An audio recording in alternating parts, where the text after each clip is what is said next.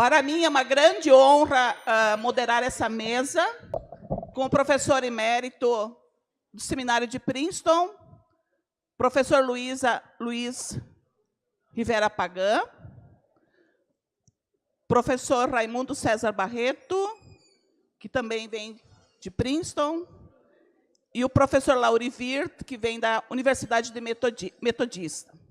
Nós vamos começar essa mesa, e eu gostaria de começar com o Raimundo.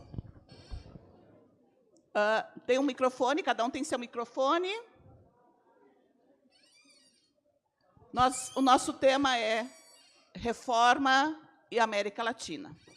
Eu gostaria de começar a partir do nosso chão, da onde é que nós viemos. Raimundo, você poderia colocar da onde você vem, da sua tradição, do seu chão, e como você relaciona o movimento da reforma com a tua história?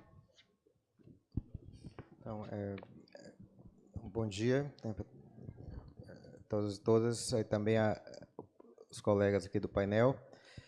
É um grande privilégio também participar dessa conversa. E eu falava agora com o Lauri que eu guardei as minhas perguntas para a gente conversar aqui, para não gastar, né? Enquanto o pessoal estava ali dando a oportunidade também para outras pessoas poderem fazer as suas perguntas. Excelente apresentação dele. Essa pergunta pode parecer assim, em alguns casos, né, a gente usa esse tipo de pergunta às vezes só para dar início a uma conversa, mas para mim ela é fundamental, né, a ideia de onde nós viemos, e faz parte até dessa discussão que o Lauri também levantou sobre a relocação do ponto de enunciação. Então, quando eu falo das minhas origens, eu estou falando exatamente também do meu ponto de enunciação, da minha locação. E é importante conectar isso a nível pessoal e também a nível do meu trabalho. Eu sou baiano de Salvador, né? Eu nasci em Salvador, cresci na década dos anos 70 ali, e o meu contato com o protestantismo foi muito cedo, e foi com o protestantismo de conversão, né? Os meus pais se converteram ao protestantismo através da Igreja Batista, e a gente, de certa maneira, foi exposto a isso bem cedo, os primeiros anos de vida, e a partir daquela lógica da necessidade da conversão para ser um verdadeiro cristão. Então, esse discurso conversionista era muito forte nesse primeiro contato com o protestantismo. E eu saliento isso porque isso também, essa caminhada no protestantismo de conversão no contexto brasileiro, me dá uma compreensão hoje, a partir do meu trabalho como pesquisador, como professor, da cosmovisão que é predominante no meio protestante brasileiro, evangélico e pentecostal. Então, nesse protestantismo conversionista, principalmente no caso do meu pai, que tinha uma vivência católica, mas também de candomblé e do espiritismo, quando ele se converte ao protestantismo, o protestantismo inicial não lhe oferece tudo o que ele precisava. E aí ele sai na busca, e nessa busca a gente vai conhecer, como família, todo o pentecostalismo. Então, eu tenho lembranças de estar na igreja quadrangular, de estar na Assembleia de Deus, de estar em todos os ambientes pentecostais, até que meu pai se sentiu em casa numa igreja batista renovada, carismática. E aí toda aquela necessidade do místico, toda aquela necessidade de algo mais relacionado, eu diria, mesmo que não fosse intencionalmente, mas mais relacionado com aquele passado místico, popular, religioso brasileiro. Então, essa questão é importante para situar, então, a compreensão de um mundo religioso que eu acho que ainda é dominante no Brasil e a relação disso com a situação de pobreza e com a situação de um país que, na época, militarizado, né? O país que sofria a questão da ditadura militar. O protestantismo que a gente conhece, então, aparece nessa perspectiva, né? Na perspectiva de uma resposta a uma vida de carência econômica, de restrição política e de também uma carência afetiva espiritual que não é respondida naquele momento político econômico que a gente vivia. Então, o protestantismo ele é muito a fé, né, pelo via protestante, ela é muito concreta. É a fé que é usada quando a doença acontece para cura. É a fé que é usada para se ter certeza que se tem o que comer no próximo dia, né? É a fé que faz parte daquela vivência concreta. Por que isso é importante para o meu trabalho? Porque quando a gente entra na formação teológica, a gente não conhece esse mundo, é um outro mundo que surge. Então, quem são os autores que eu li no seminário? Eram todos europeus e norte-americanos. Então, a gente passa um outro processo de transformação agora no âmbito epistemológico, no âmbito da razão. Essa informação é a que vai formar tanto o pastor que eu me tornei, quanto o acadêmico. Então, só depois, numa virada, vamos dizer assim, posterior, a partir de uma compreensão, agora de situar esse mundo inicial como meu ponto de referência, agora tendo uma compreensão mais ampla do que isso representa no contexto maior do qual vivemos, na América Latina, uma América inventada, de acordo com Walter Mignolo, compreender isso dentro do contexto da América inventada e da colonização do poder, né, colonidade do poder, né, de Aníbal Quijano, é fazer, então, tornar esse ponto de referência importante. Porque quando a gente sai, primeiro, para o âmbito da academia, o que era a academia? É a necessidade de você aprender uma nova linguagem. E essa linguagem é imposta, e essa linguagem é moderna, essa linguagem é totalmente ocidental. Quando eu saio para uma formação exterior, no exterior, é mais ainda. Você agora tem que se adaptar a esse universo cujo centro, o autodenominado centro, foi a Europa, né? E os Estados Unidos. A Europa, primeiramente, os Estados Unidos depois.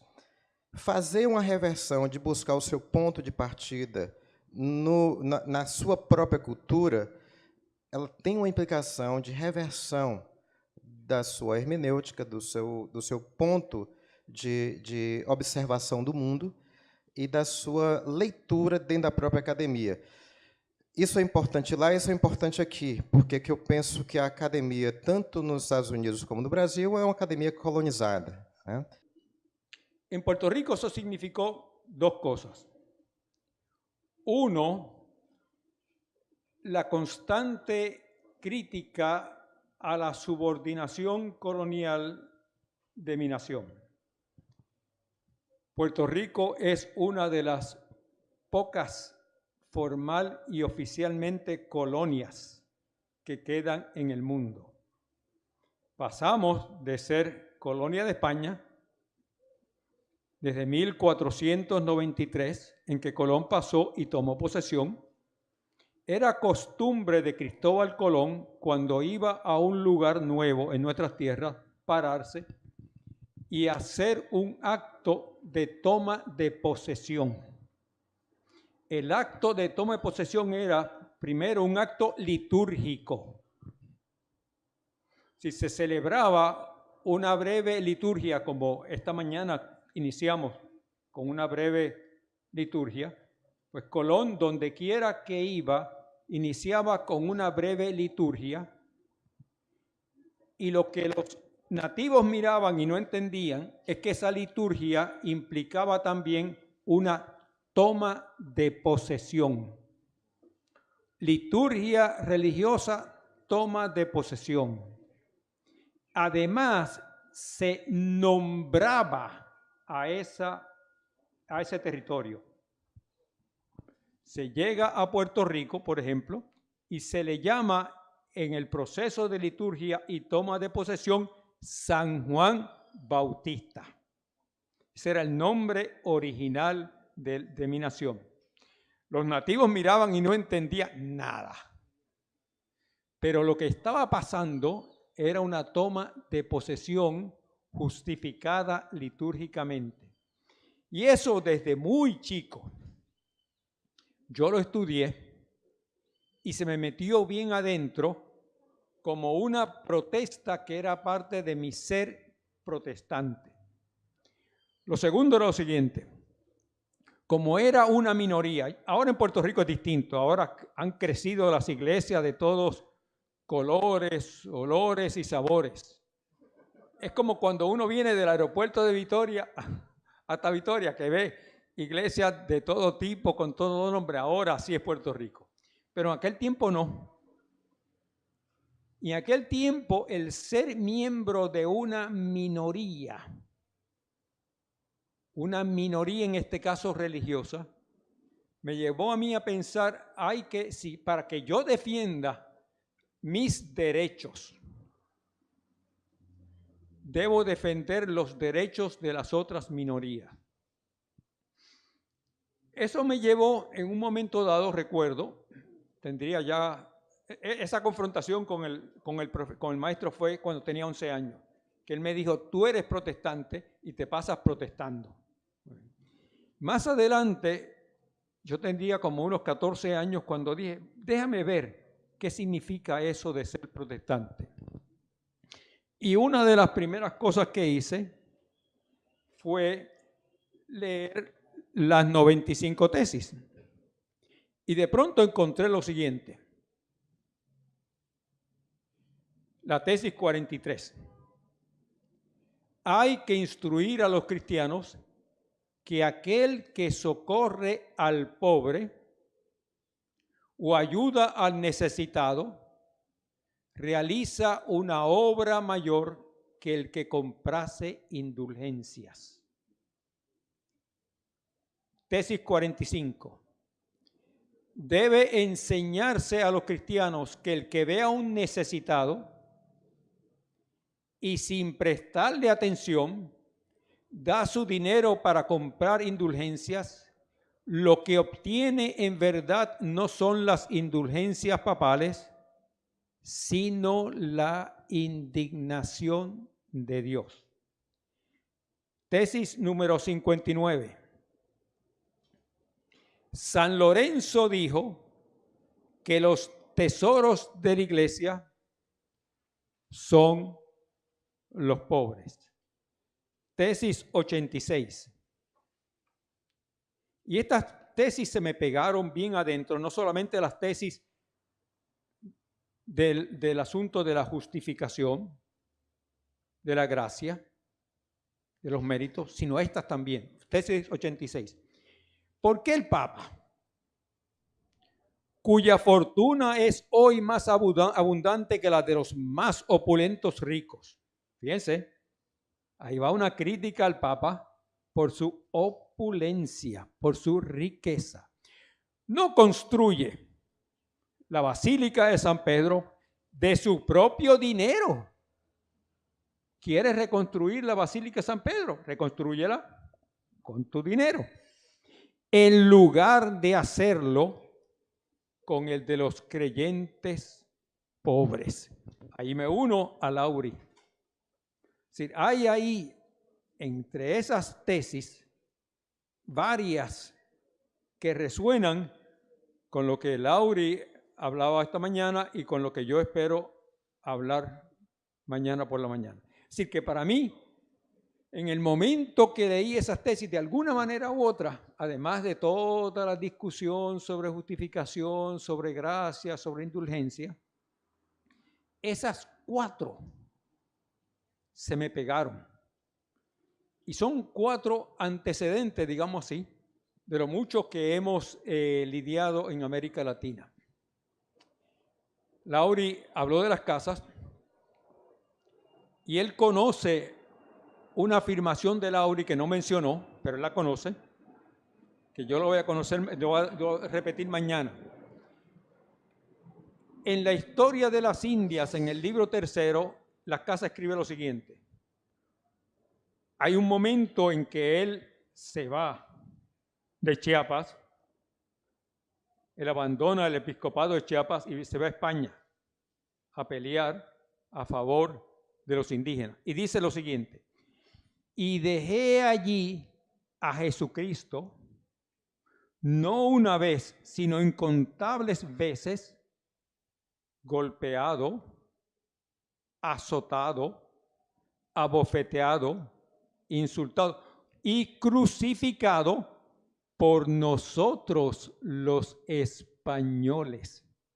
Fíjense lo que está diciendo las casas. Nosotros los españoles hemos crucificado a Jesucristo cada vez que hemos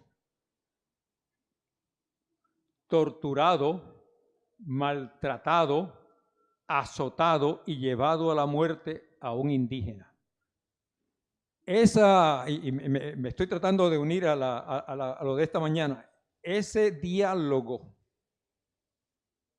que aparece ahí, esa encarnación de Jesucristo en los cuerpos de los nativos azotados, maltratados y asesinados, con el planteamiento de Lutero en las tesis, de que el tesoro de la iglesia, dijo San Lorenzo, son los pobres.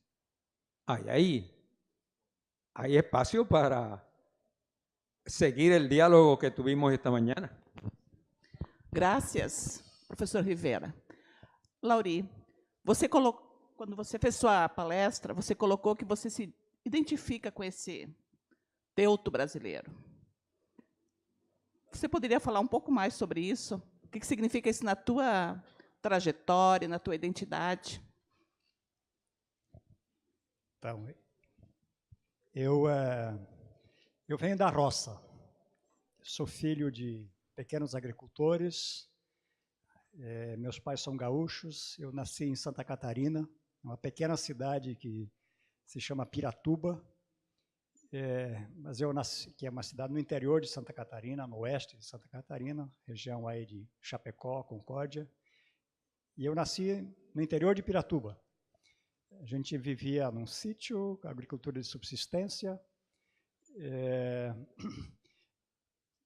Toda aquela aldeiazinha que tinha igreja, campo de futebol, escola, 2 casas de comércio, cemitério e os agricultores morando em roda ali. Todos falavam um dialeto alemão e todos eram luteranos.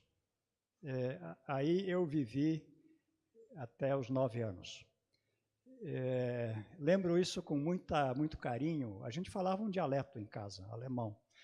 A primeira palavra em português eu aprendi de crianças da aldeia vizinha, na região sobrantes da Guerra do Contestado. E um dia eu fui lá com meu pai, que fez um negócio lá, alguma coisa, eu devia ter uns 4 anos. Fomos a cavalo e eu não sabia falar português. E tinha muita criança aí. E eu saí brincar e eles tentavam se comunicar comigo. E eu cheguei em casa e falei para minha mãe, parece que eu vejo hoje meus pais rindo, eu falei para minha mãe, eu sei falar em brasileiro. Falei naquele dialeto. E a minha mãe falou, então fala que eu quero ver. E eu falei, como é teu nome? Foi a primeira coisa que eu aprendi em português daquelas crianças. Porque elas diziam, meu nome é João, e aí, como é teu nome? Eu entendi que eu tinha que falar meu nome.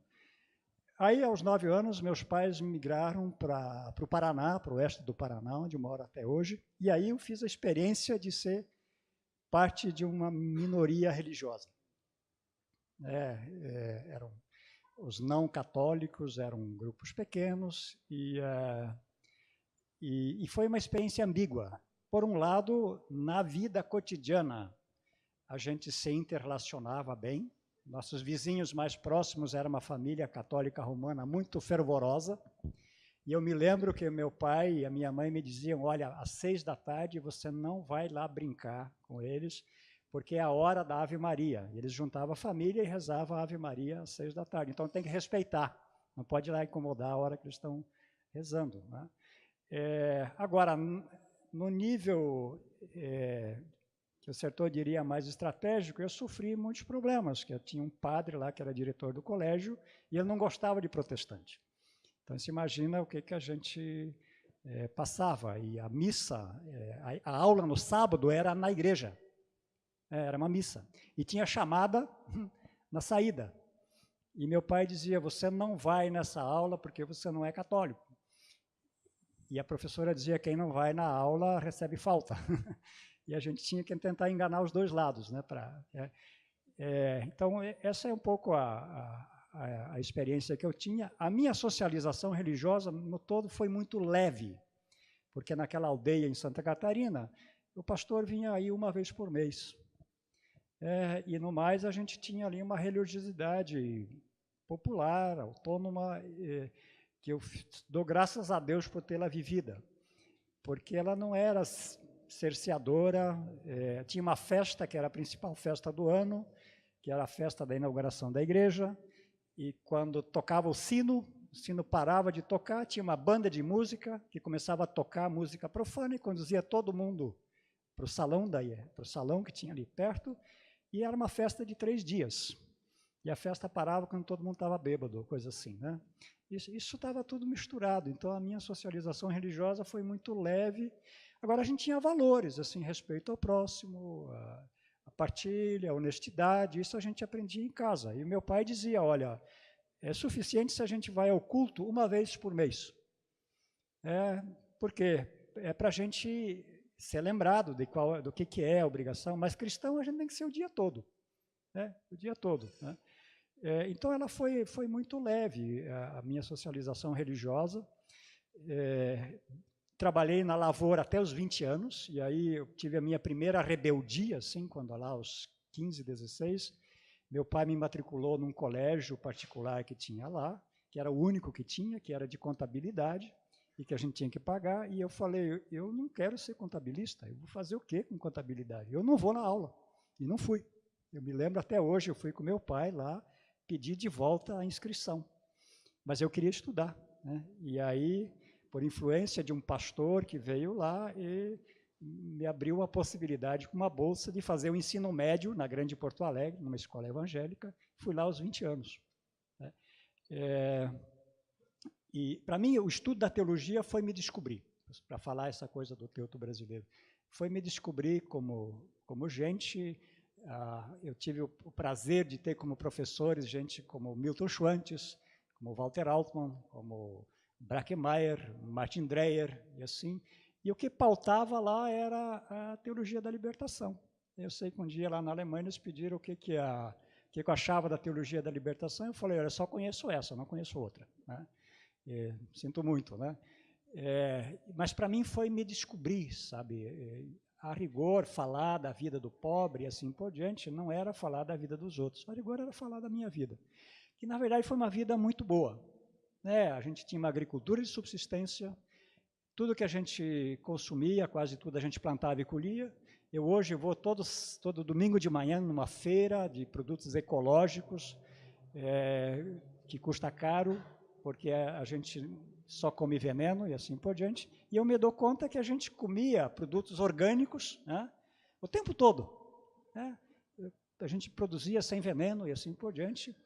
Não tinha muita coisa, muitas vezes não tinha dinheiro em casa, a gente tinha dinheiro quando vendia produto, mas isso também não fazia muita falta, né? Então, eu, nesse sentido, essa cultura de subsistência, ela foi uma experiência muito interessante, que infelizmente está acabando, não existe mais. Toda a minha família, que todos eram camponeses, não tem mais ninguém. Eu não tenho mais nem um irmão, nem uma irmã, nós somos 6, um irmão falecido, nem um sobrinho, ninguém mais vive na lavoura. É uma geração assim, e o latifúndio, o agronegócio, essa coisa tomou conta de tudo.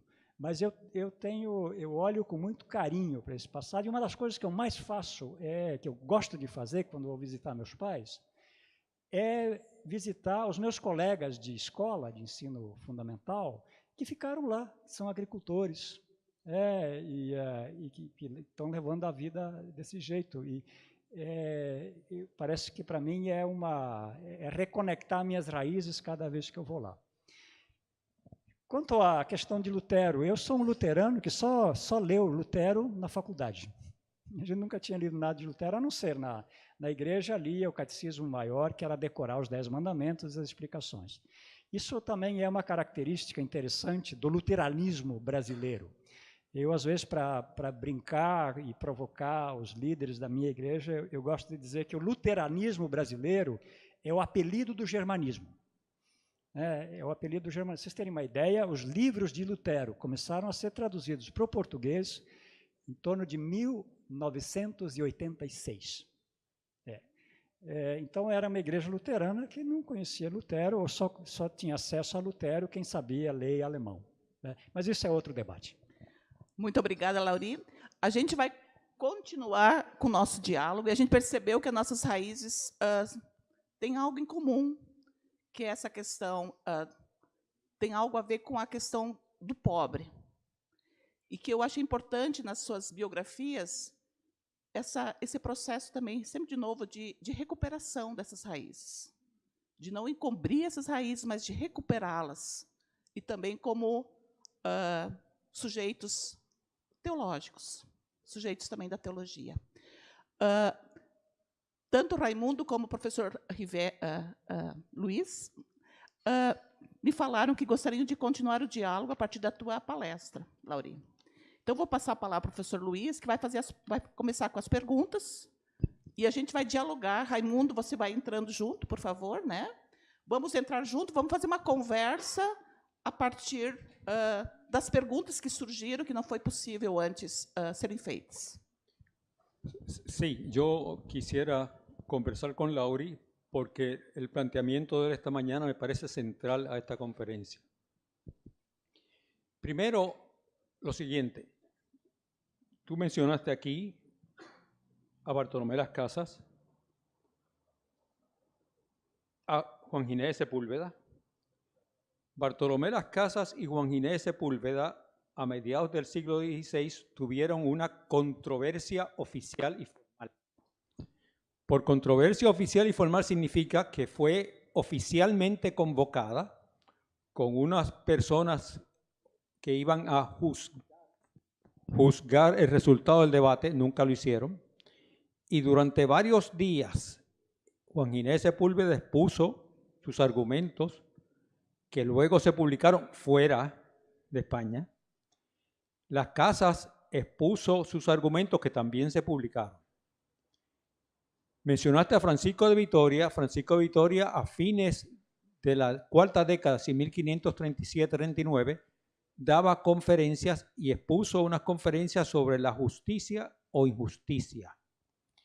Mencionaste a los dominicos, que en la isla que hoy se llama República Dominicana, se llamaba La Española, en el Adviento de 1511 dijeron, ustedes los españoles, sí, nosotros los españoles, si seguimos haciendo lo que estamos haciendo, estamos condenados y somos peores incluso que los moros y los turcos. Porque con esta gente estamos actuando injustamente y estamos propiciando la muerte de ellos y nuestra condena. Sin embargo, estamos en Brasil. Y todas las personas que mencionaste eran españoles en el debate en España. Mi primera pregunta es la siguiente. ¿Un debate similar se dio en Portugal sobre Brasil? Porque si estuviéramos en México o Argentina o Cuba o la República Dominicana, hace la mención de varios debatientes españoles, se ve la íntima relación, pero estamos en Brasil. La primera pregunta es esa. ¿Hubo algún tipo de debate similar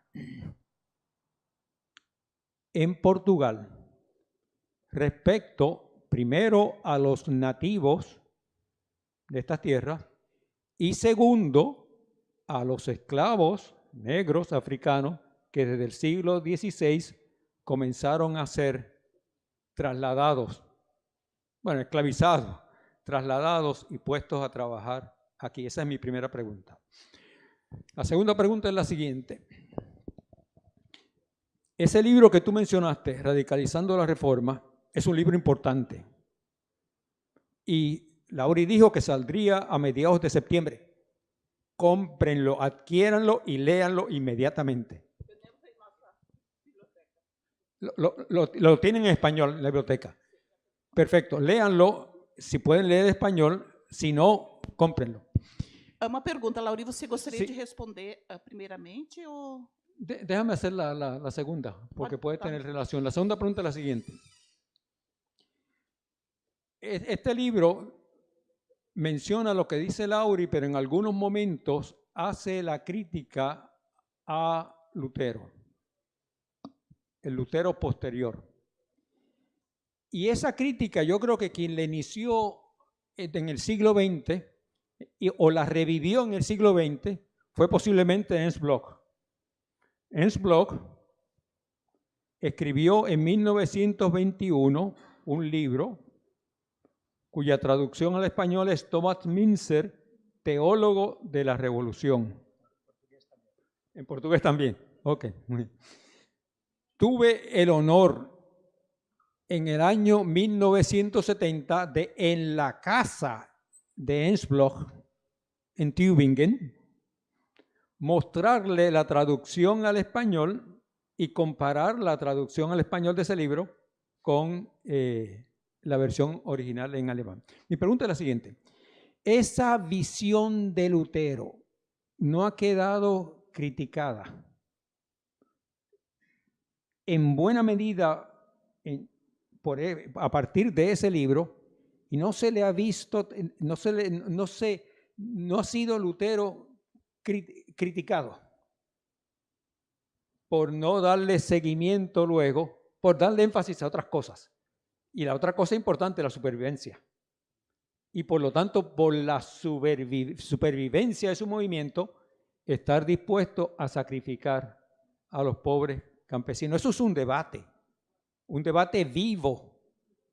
Durante, por lo menos, dije, el libro de Bloch se publicó en 1921, pero es un debate anterior y un debate que ha sido. Pero por último, mi último planteamiento.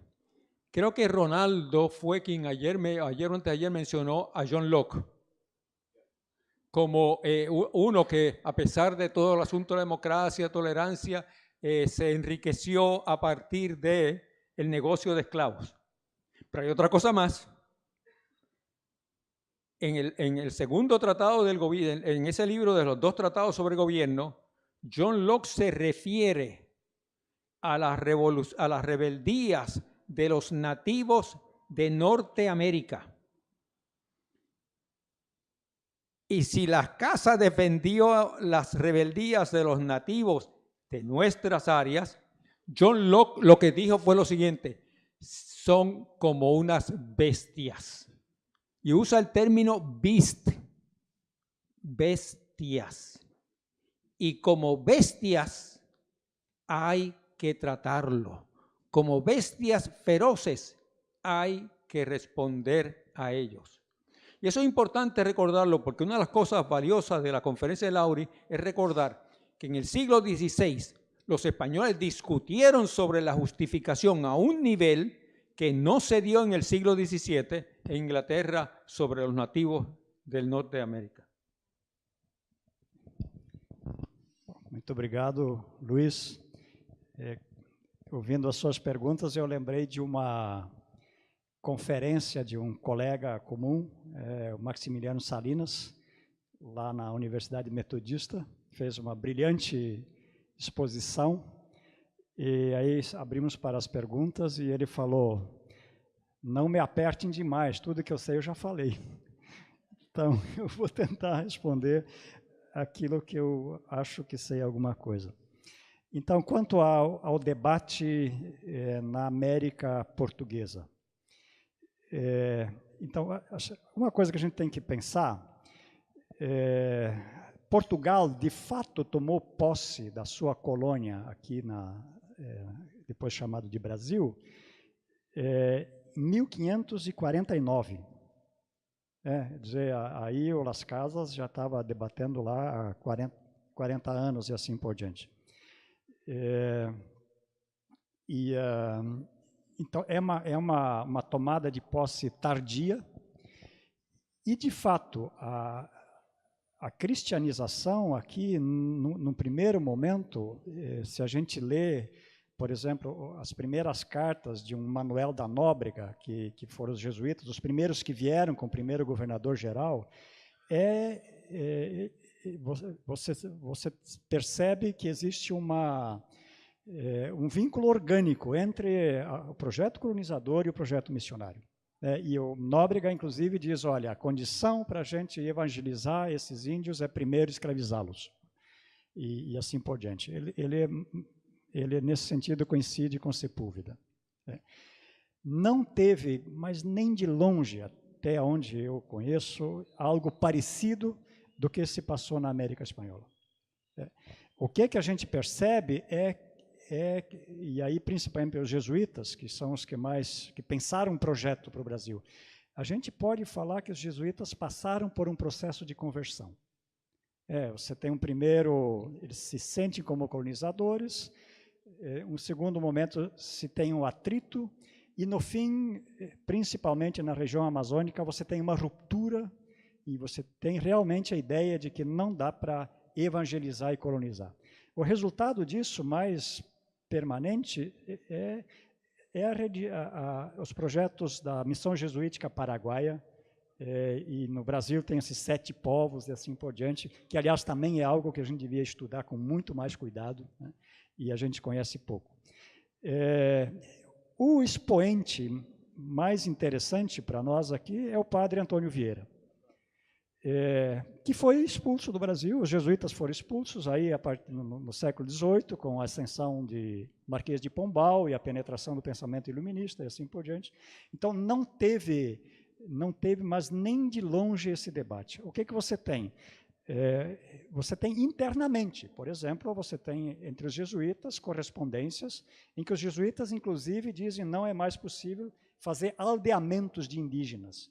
Se nós queremos cristianizar, a gente tem que ir lá viver com os indígenas do jeito que eles vivem. Mas isso são vozes isoladas. De qualquer forma, você tem uma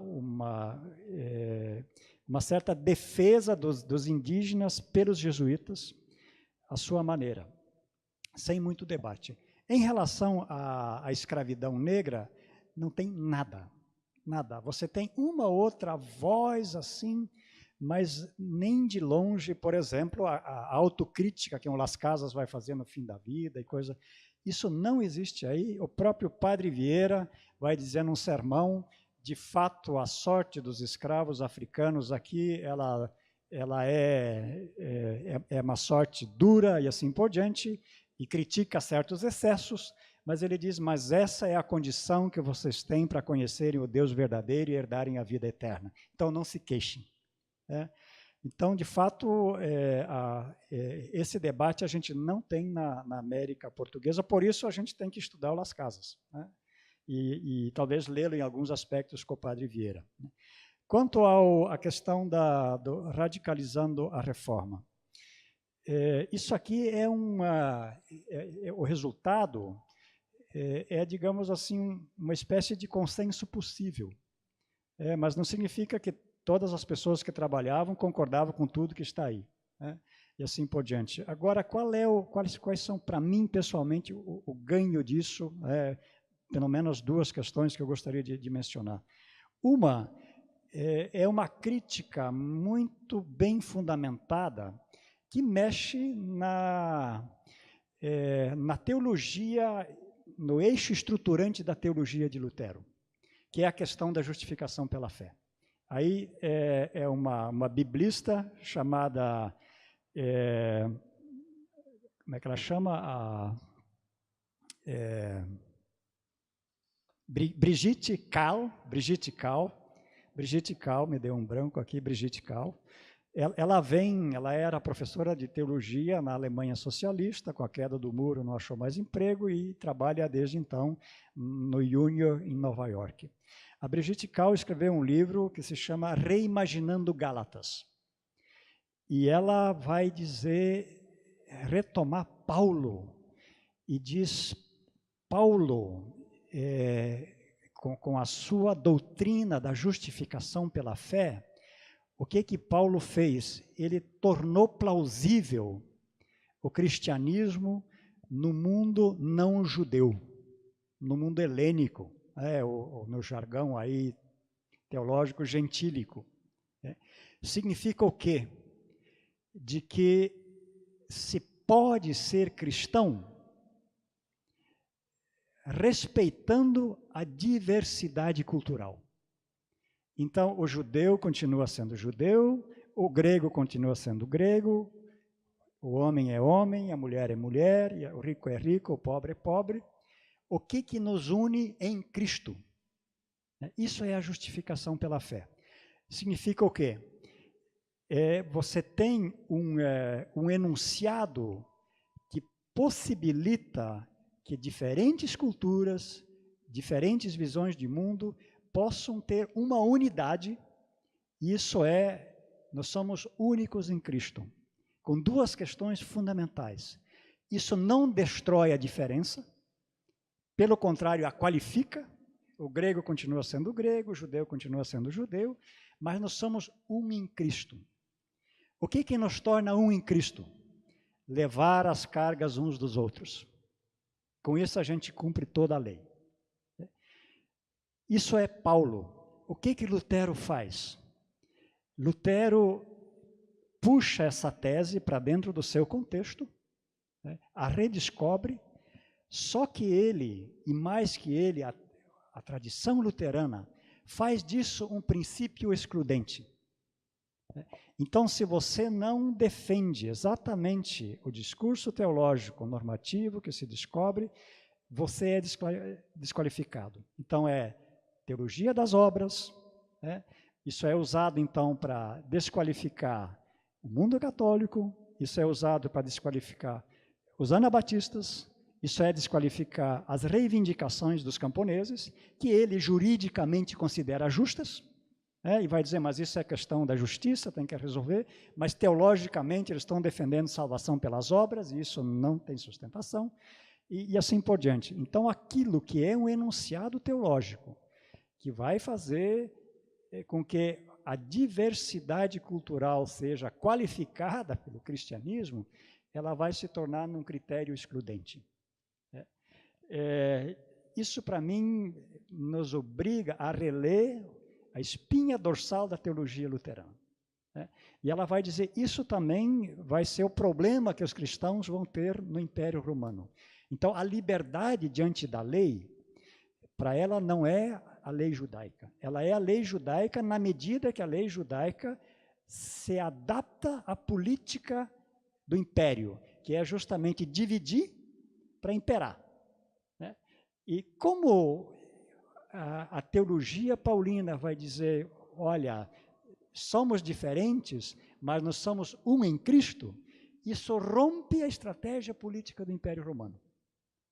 Porque os diferentes podem ser um. Isso, para mim, foi um grande ganho, e, nesse sentido, uma crítica teológica a Lutero. E a gente tem uma declaração final, que nesse livro não está, que vai ser publicada só na versão portuguesa, nós chamamos de Declaração de Wittenberg, do dia 10 de janeiro desse ano. Aí esse livro já estava publicado, e em que a gente, por exemplo, dos apelos que a gente faz para a Igreja da Alemanha é que ela peça publicamente perdão aos judeus pelas besteiras que Lutero falou contra os judeus. Quanto à questão específica do Bloch, eu realmente acho que é um debate absolutamente atual, né? E que a gente precisa ler juntos, Thomas Müntzer e Lutero. Tem que ler os dois. No seguinte sentido, Thomas Müntzer tem um lugar hermenêutico diferente que Lutero. O Thomas Müntzer, que é enviado por Lutero para uma comunidade de mineiros e campesinos, ele começa a reler sobre toda a teologia a partir desse seu contexto. E chega a conclusões completamente distintas de Lutero. Então, de novo, o lugar hermenêutico é extremamente importante. Agora, não se trata de dizer ou Lutero ou Thomas Müntzer. Eu também concordo com essa tese. O Lutero, para salvar a reforma, ele rifou os pobres, né? Quem ele defendia no começo e assim por diante, mas ele viu que sem uma aliança com os príncipes, talvez ele mesmo seria condenado à morte, né? E rifou, mas não é só isso. Eu acho que o que diferencia Lutero de Thomas Müntzer é um debate que por exemplo, Franz Hinkelammer levanta hoje, que é a tensão entre o horizonte utópico, e aí nós estamos em Thomas Müntzer, é o reino de Deus, e nós queremos implantar o reino de Deus aqui na Terra, assim por diante, e o realismo histórico, aí nós estamos em Lutero. E Lutero vai dizer, não tem condições de fazer o que vocês querem, vocês vão ser massacrados. Então, essa tensão entre o universo utópico, reino de Deus, que se a gente abrir mão desse horizonte, a gente não sabe mais para onde caminhar. Então, ter presente o horizonte do reino de Deus é fundamental. Agora, como a gente pratica os valores do reino de Deus num mundo que não é de Deus, aí nós estamos no campo do debate político. E aí eu realmente acho que Lutero tem um realismo histórico que o Thomas Müntzer não tinha. Mas eu acho que é um debate aberto e está longe de ser concluído. Muito obrigada, Lauri. Vamos chamar o Raimundo aqui para o debate, né, Raimundo? Você quer colaborar naquilo que foi colocado? Quer fazer uma nova pergunta? Porque, na verdade, se o Luiz tem alguma réplica, eu gostaria primeiro que o Luiz respondesse, se ele tem alguma coisa a complementar, porque eu vou deslocar um pouquinho a conversa, não totalmente, porque essa questão, principalmente do local hermenêutico, é bem importante para mim, mas vai fugir um pouco da especificidade da pergunta do Luiz. Então, se o Luiz tem alguma você coisa... Você gostaria de replicar, de falar alguma coisa para o... Bueno, voy a tratar de ser breve. Tú mencionaste también la discusión aquí sobre la esclavitud negra. Eso ha sido un tema muy discutido con respecto a las casas. En el siglo XIX, un abolicionista negro norteamericano llamado David Walker escribió un tratado y en ese tratado acusó a Bartolomé de las Casas de ser el promotor de la esclavitud africana en tierras de las Indias.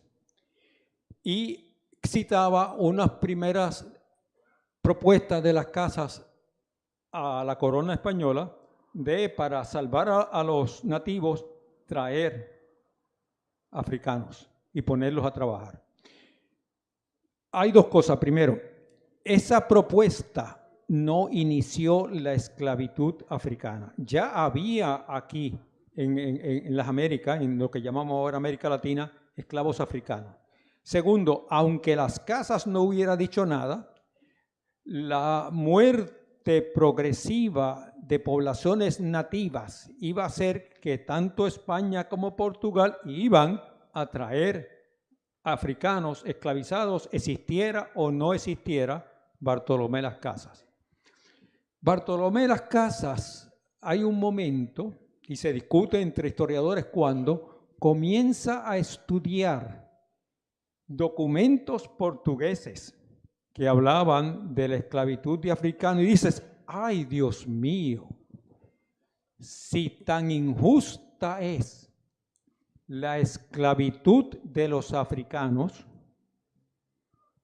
como injusta y abominable es lo que hacemos nosotros con las comunidades nativas.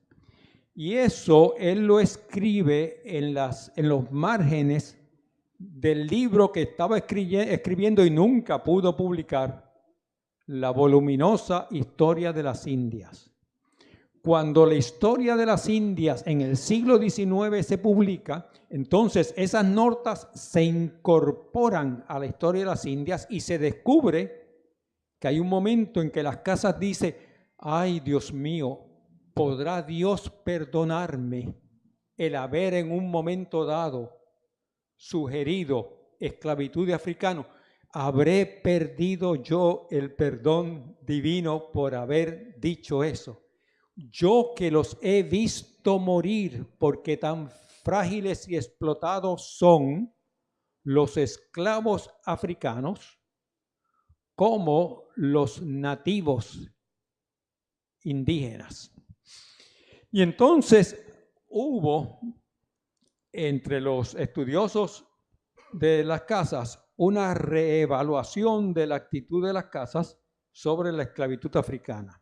Algunos, entre ellos Enrique Dussel, pero no solamente Enrique, llegaron al punto de decir, tan crítico fue las casas de la esclavitud africana como de la esclavitud aborigen. Y yo digo, cuidado, cuidado, cuidado, porque aparte de esas notas, si ustedes examinan las cosas que escribió las casas durante los últimos 15 años de su vida, y yo voy a hablar mañana de los últimos 2 documentos, todas ellas se refieren a los nativos indígenas, ninguna con respecto a los esclavos africanos. Así que las casas se constituyó así en el profeta de España, pero el negocio de esclavización y de mercado de los africanos estaba en manos de los portugueses. Y las casas se consideraba así el profeta de España, no de Portugal. Segundo, muy rápidamente, ayer se habló sobre humanismo, y humanismo por la tarde fue muy discutido. Pero el humanismo significó también la lectura profunda e intensa de Aristóteles. Es uno de los elementos y era en Aristóteles. Y Aristóteles fue uno de los objetos de discusión entre Juan Inés Sepúlveda y Bartolomé Las Casas, porque en la política de Aristóteles justifica el que los griegos tengan esclavos siempre y cuando sean de los pueblos bárbaros. Y como bárbaros también se llamaba a los nativos. Sepúlveda se refiere a ellos como bárbaros. José de Acosta se refiere a los nativos como bárbaros. El mismo Francisco de Vitoria se refiere a los nativos como bárbaros, es decir, como incivilizados. Se justificó entonces por Sepúlveda, y no solo por Sepúlveda, la esclavización de los nativos por ser bárbaros, como los llamó Aristóteles aquellos otros bárbaros. Tercero, Levítico 25. En la campana de la libertad, en Filadelfia, aparece el inicio de Levítico 25. Proclamed la libertad a todos los habitantes. Pero luego, en Levítico 25, en los versículos 43, 44, algo así por el estilo, se dice, sí pueden tener esclavos, pero de los otros pueblos de las tierras que los rodean. Y eso en Estados Unidos, al mismo tiempo que se repetía el inicio de Levítico 25, se recordaba esos otros versículos más abajo en Levítico 25 que permitía a los israelitas tener esclavos siempre y cuando fueran de otros lugares. Y por lo tanto los norteamericanos, los estadounidenses, podían tener esclavos siempre y cuando fueran africanos. Sí, es interesante como Levítico 25, que de inicio parecía ser una crítica a la esclavitud, en los ojos y las mentes de muchos estadounidenses, se convirtió el Levítico 25 en una de las justificaciones bíblicas de la esclavitud africana.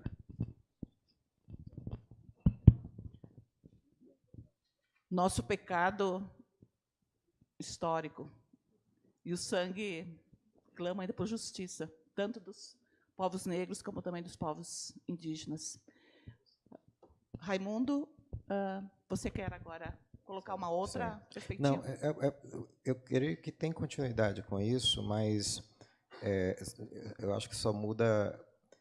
A gente volta um pouquinho para outros pontos que o Lauri abordou na sua palavra essa manhã.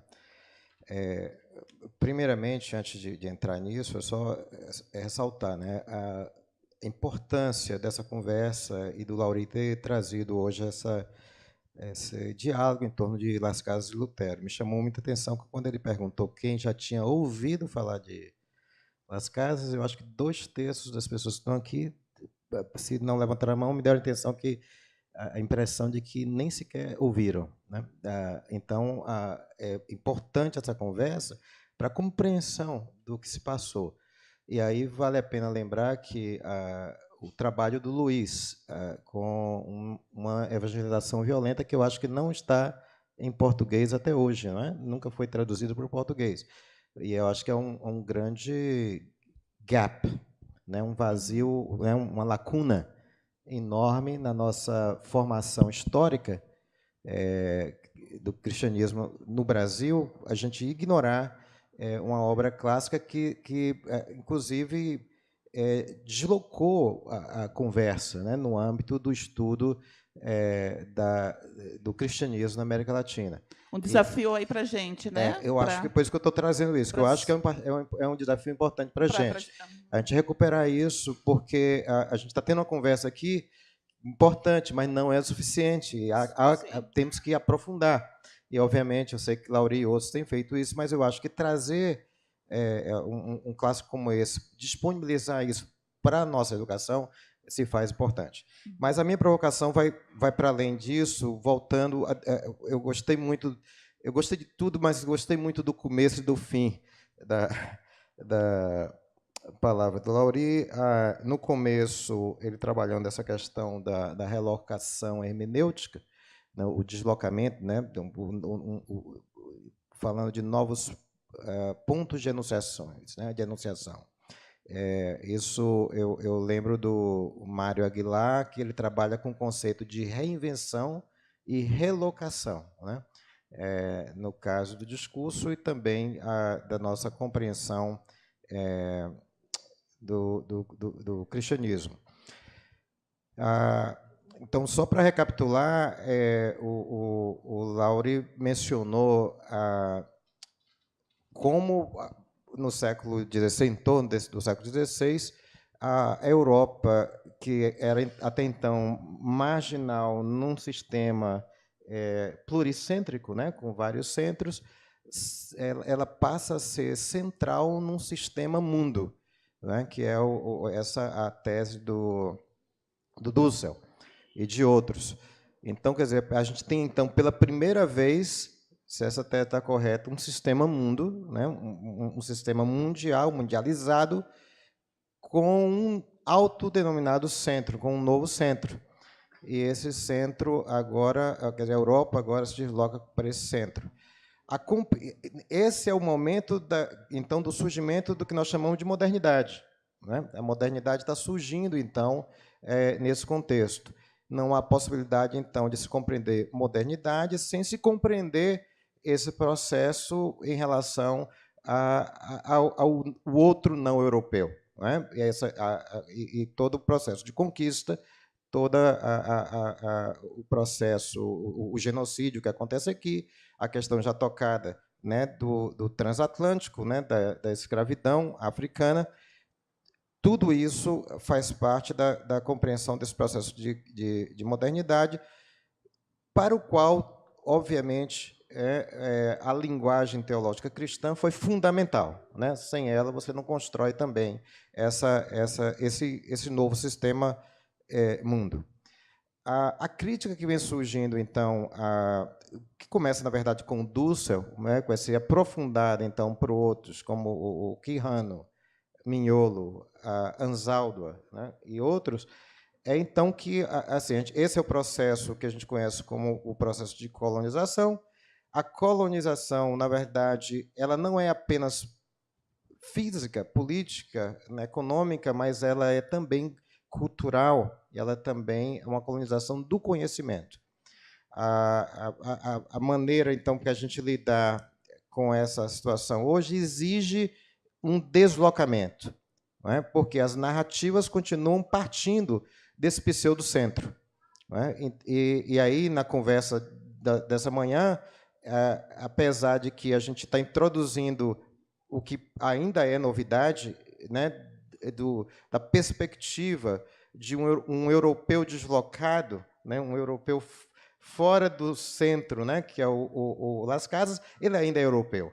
Né, a perspectiva de mundo dele ainda é representativa dessa construção desse sistema mundo.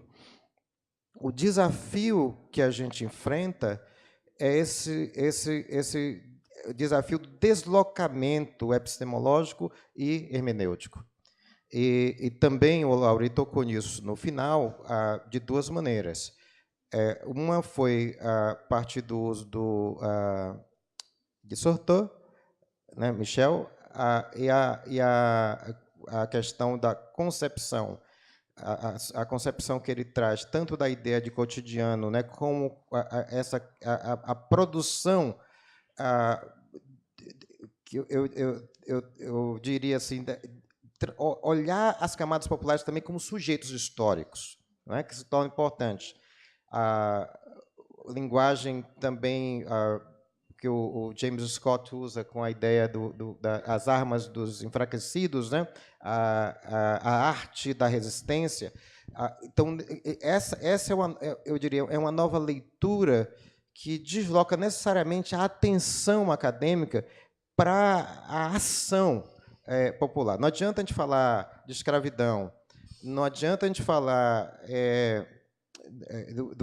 do genocídio cultural, né, como o Guilherme Cook menciona, né, em relação aos povos indígenas, que até no uso dessa linguagem a gente está botando como num saco só de uma linguagem modernizada, uma complexidade de povos. Não adianta de falar isso sem dar voz a essa diversidade. A minha pergunta é, dentro desse debate tão importante e dessa discussão envolvendo Las Casas, de Vitória, né, pensando também no nosso interesse pela visão protestante, de que forma a gente desloca, de fato, o ponto de vista hermenêutico, dando voz àqueles que não tiveram voz nessa narrativa. E é mais do que isso, porque eu lembro do Fanon falando sobre a questão de que aprender uma língua é abraçar praticamente um mundo e uma cultura. E no caso brasileiro, nós todos que estamos aqui, eu creio que pouquíssimos aqui falam outra língua que não a língua do colonizador, né? A língua portuguesa. Isso significa que na nossa própria socialização nós fomos automaticamente colonizados, né? Colocados dentro de uma narrativa que requer uma intencionalidade, né, para que seja possível um deslocamento hermenêutico. É isso que a gente está vivendo hoje, por exemplo, quando a gente começa a recuperar, aí volta aquela discussão que o Afé trouxe, a necessidade de a gente entender as religiões, as tradições indígenas, as tradições afro-brasileiras, para repensar o que seria um cristianismo brasileiro, ou o que seriam os cristianismos latino-americanos. Então, a minha pergunta é de que maneira a gente faz isso no contexto dessa discussão de identidade protestante latino-americana E a partir dessa conversa que o Lauri iniciou hoje, que eu sei que o Luiz vai continuar amanhã. Raimundo, a tua pergunta é bem importante. Só que eu estou pensando, temos 12 horas e 15 minutos. Eu gostaria de perguntar se o povo da plateia gostaria de participar numa resposta ou nessa pergunta que foi colocada, que eu acho que é importante. E nós temos também vários pesquisadoras também na plateia. De repente, alguém gostaria de estar contribuindo também aqui com o diálogo. Alguém gostaria de contribuir, de colocar nesse momento também uma fala, a partir da plateia? Sim.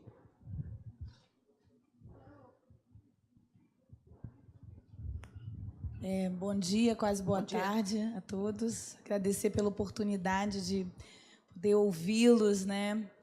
E quando o professor falava da necessidade, o que é, então, um cristianismo brasileiro, né? E quando a professora também falou do quanto nós temos uma dívida, né, com esses povos que um dia foram, então, assim, colonizados e escravizados e tiveram todo o seu componente cultural, não somente o componente religioso, aviltado. Nós temos essa dívida. Então, eu fico pensando o que seria um cristianismo brasileiro que é destituído de práticas que são culturais advindas dessas minorias que foram chegando aqui no Brasil. Então, se nós pensarmos, né, entre o paradoxo das denominações mais tradicionais e das neopentecostais, pentecostais e neopentecostais, algumas delas trazem para a sua liturgia práticas que dizem respeito a questões culturais, inclusive desses povos que foram escravizados. Então, quando nós pensamos no uso do corpo, quando nós pensamos na dança, quando nós pensamos em vários movimentos, né, que hoje estão presentes na liturgia pentecostal e neopentecostal, nós vemos aí fragmentos dessas culturas se presentificando.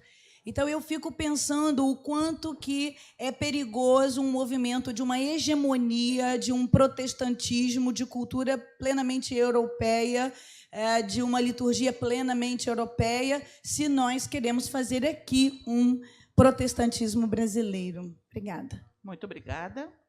Mais alguém? Então, eu devolvo aqui a palavra ao professor Luiz, Lauri. Nós daí, com a fala, vou dar uma fala final, né, para cada um de vocês, nós encerramos essa manhã e daí retornamos às 2 horas. Então, quem gostaria de começar? O professor Luiz? Sí, mira, Lauri me estaba preguntando ayer por un historiador de la iglesia en el Caribe llamado Armando Lampe. Armando Lampe tiene la virtud de que él, que proviene de Aruba, Curazao, es decir, del Caribe holandés, Caribe dominado por Holanda, conoce muy bien el Caribe holandés, el Caribe británico, el Caribe francés y el Caribe hispano. Eso pocas personas lo hacen. Él ha logrado estudiar las diversas expresiones del cristianismo en los distintos Caribes, dominados por distintos imperios. Y él ha estudiado sobre todo lo siguiente, cómo los sectores dominados, sean las pocas comunidades nativas que aún permanecen, o sobre todo los descendientes de los africanos esclavizados.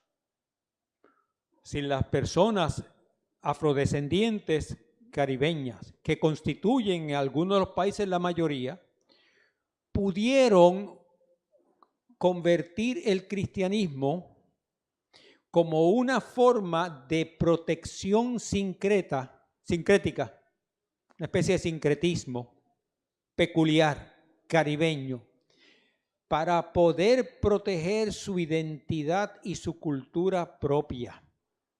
Y él da ejemplo cómo se da eso en Haití o en el Caribe holandés o en Cuba, por ejemplo, y lo ha discutido también en Jamaica, Caribe inglés.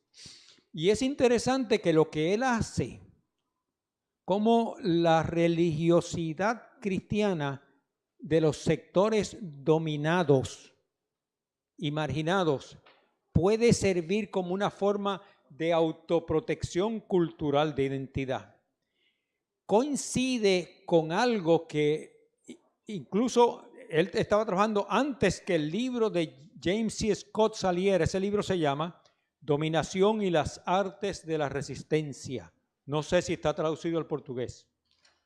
Domination and the Arts of Resistance. Porque una cosa que estudia Scott ahí es cómo muchos de los dominados que no tienen la capacidad de derrotar y derrocar a los dominantes, logran sobrevivir no solamente físicamente, sino logran sobrevivir cultural y espiritualmente, entre otras cosas, por la forma como configuran sus religiosidades. Los libros de Armando Lampe, perdónenme, están en español, pero los invito a todos a leer Armando Lampe en español. Muito bem.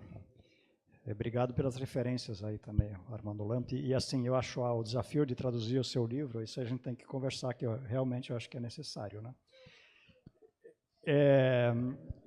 Assim, Raimundo, uma primeira observação, eu acho que a gente tem que ter um certo cuidado para não confundir lugar social com lugar hermenêutico.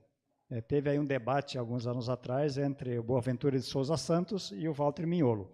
E o Walter Mignolo dizendo, bom, Boaventura de Souza Santos é alguém que fala a partir da Europa, e assim, ele fez toda uma defesa, né? Então, acho que o importante é pensar lugar hermenêutico. Não é pelo fato de alguém ser índio, negro, branco, que faz ele um pensador crítico. Aliás, tem muita gente pobre com cabeça de europeu em tudo que é lugar, né? Ou de americano e assim por diante, dominante. Como tem muito pensador hermeneuticamente crítico que vive no hemisfério norte e a gente pode aprender muito dele, né? Acho que isso é uma primeira questão. A segunda, eu acho de fato a gente vive uma ambiguidade muito grande.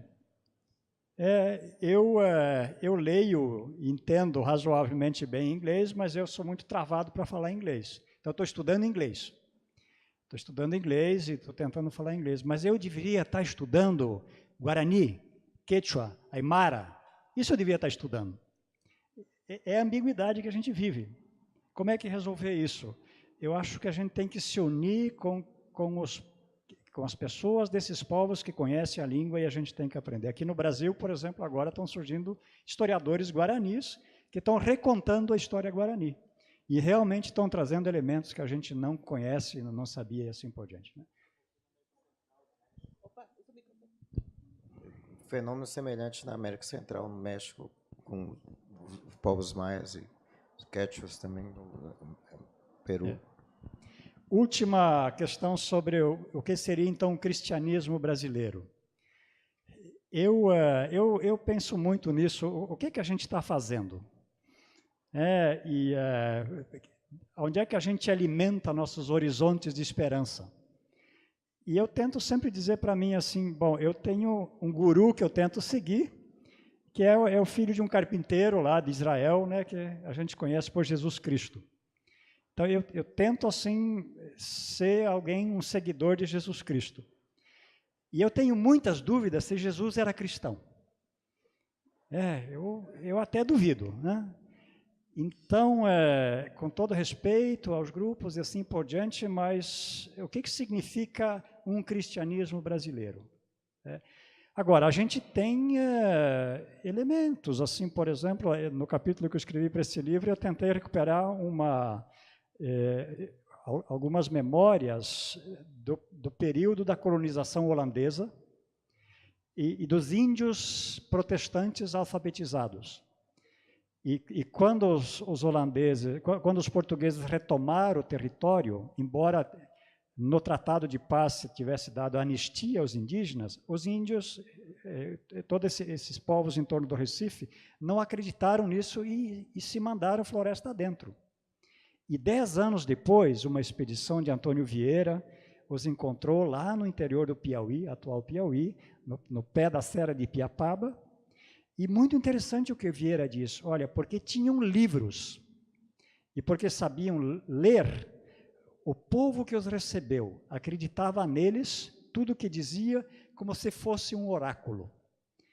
E um padre conversa com um líder indígena, e o padre diz, olha, você tem que se batizar.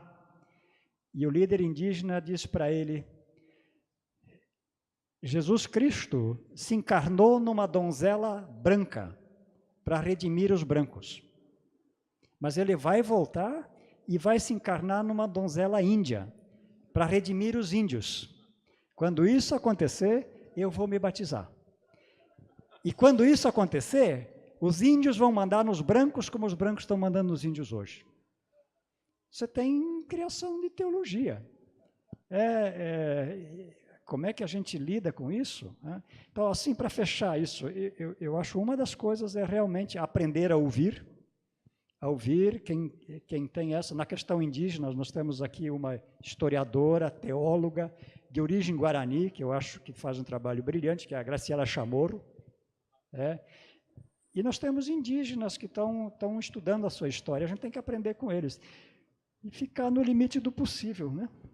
E, aliás, deixa eu dizer isso ainda, talvez a gente chegue à conclusão